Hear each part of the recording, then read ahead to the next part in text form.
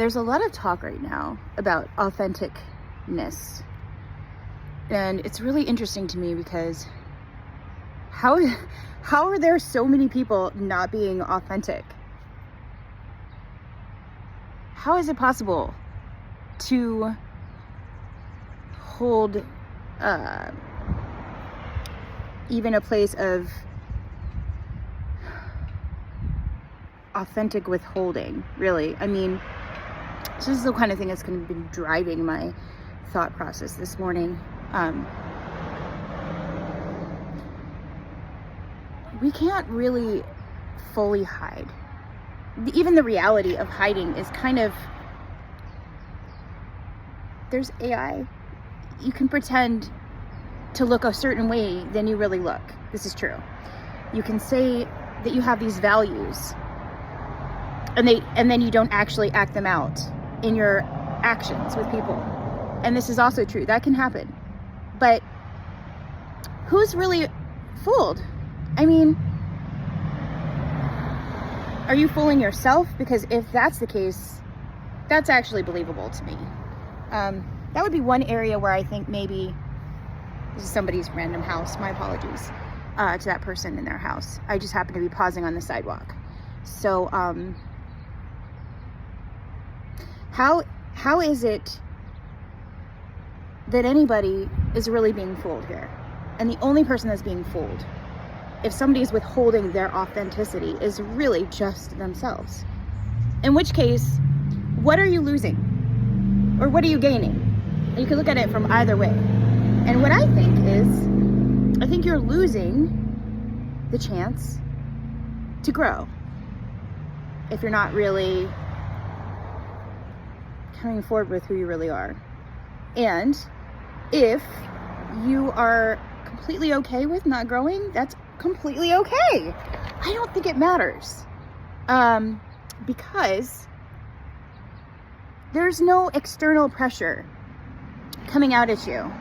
I've been spending a lot of time with Kadampa Buddhism, and I go in and out of how much I really want to be in a religious space. I'm mostly interested in Kadampa Buddhism when we have the Dharma talks and I allow them to kind of simmer and work within me. And what I come up with is my inner dialogue and my understanding of how I'm imputing my mental capacity, my interpretive apparatus is imputing everything. And even if, and I don't like to take that to an extreme either, because it's the same thing as, saying, oh, everything's relative. And it kind of gets into this place of like, well, if there's no absolutes, there's no right and wrong, and therefore there's no proper behavior or improper behavior. And I don't buy any of that either. In modern Buddhism, another word for Kadampa Buddhism, there is this concept of two wings of the middle path. And on the one hand is wisdom, and on the other hand is compassion. And you really cannot have one without the other in terms of guiding oneself to liberation. Liberation is a whole other topic, and I just wanted to talk about authenticity.